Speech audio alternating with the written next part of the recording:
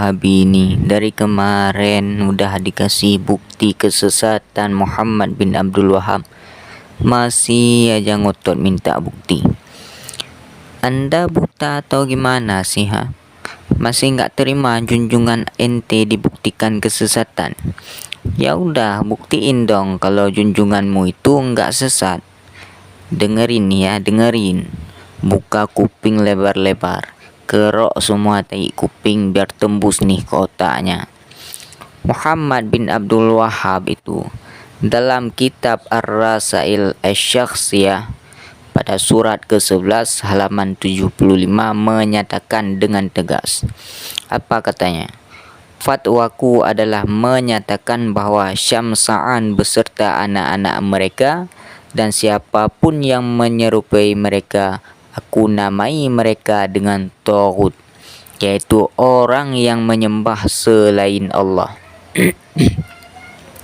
Dan yang lebih dahsyatnya lagi adalah dalam kitab yang sama Muhammad bin Abdul Wahab menyatakan pada surat ke-34 halaman 232 di mana Muhammad bin Abdul Wahab menuliskan, kami telah menyatakan kafir terhadap taghut-taghut pada penghuni Al-Kharat dan selainnya. Yang mesti kita ketahui bahwa Al-Kharat adalah nama satu daerah yang jaraknya kurang lebih 80 km dari kota Riyadh. Di bawah Al-Kharat ini terdapat beberapa desa dengan penduduk yang sangat banyak, sebagaimana yang telah dituliskan dalam kitab Al-Mu'jam Al-Jughrafi lil Bilad Al-Arabiyah As-Saudiyah jilid 1 halaman 392 atau kitab Al-Mu'jam Al-Yamamah jilid 1 halaman 372. Dengan ini sangat jelas bahwa betapa Muhammad bin Abdul Wahab tanpa ragu-ragu menyatakan kaum muslimin yang tidak menerima ajaran sesat sektenya dengan vonis kafir. Bukan main-main. Nah, menurut Anda ajaran macam apa ini? Berani mengkafirkan kaum muslimin yang tidak sepaham dengannya tanpa bertabayun dengan orang yang dikafirkan. Diajak dialog berhadapan kabur, pas di belakang sibuk kafir-kafirin orang. Siapa lagi kalau bukan sekte sesat dari Najd ini? Bahkan kakak kandungnya sendiri menyatakan sesat terhadap Muhammad bin Abdul Wahab, sebagaimana disebutkan dalam surat yang ditulis oleh Syekh Sulaiman bin Abdul Wahab Al-Hambali, saudara tertua dan kakak kandungnya Muhammad bin Abdul Wahab. Beliau selalu menegur kesesatan adiknya yaitu Muhammad bin Abdul Wahab. Maka Muhammad bin Abdul Wahab adalah seorang yang tidak diakui keilmuannya oleh para ulama, bahkan oleh saudaranya sendiri, yaitu dua buah karya bantah, yaitu Sulaiman bin Abdul Wahab yang menulis dua buah karya bantahan terhadapnya.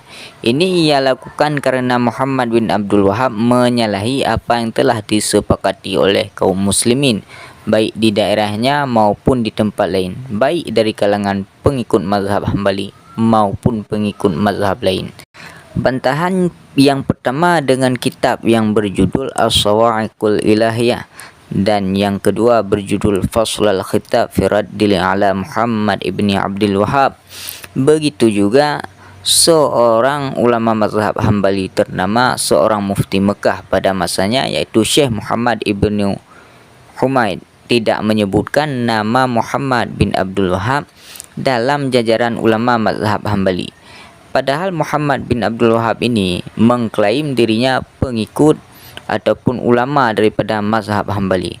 Padahal Ibnu Humaid dalam kitabnya berjudul As-Suhubal Wabilah ala Daraih Al-Hanabilah, ia menyebutkan sekitar 800 ulama baik laki-laki atau perempuan dari kalangan mazhab Hambali, tapi tidak ada nama Muhammad bin Abdul Wahab di dalamnya.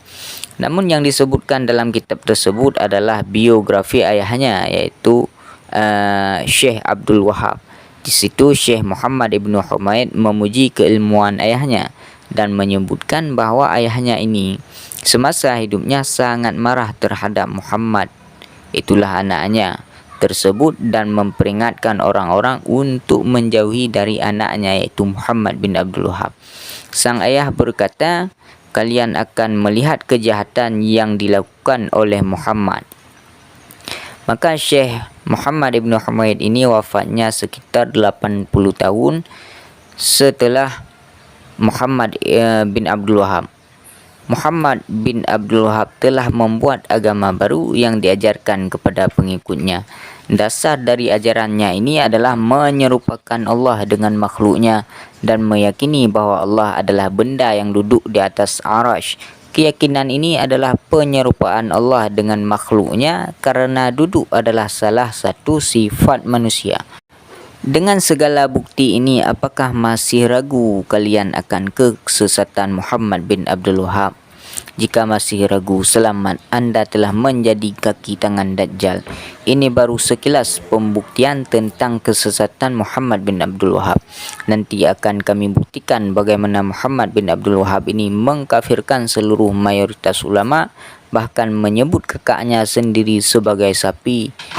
Lihat nanti di episode berikutnya akan kami bongkar semua kesesatan Wahabi ini. Buat Wahabi bantah pakai bukti kalau Muhammad bin Abdul Wahab ini tidaklah sesat dengan membaca kitabnya langsung biar ente enggak selalu bodoh. Wassalam.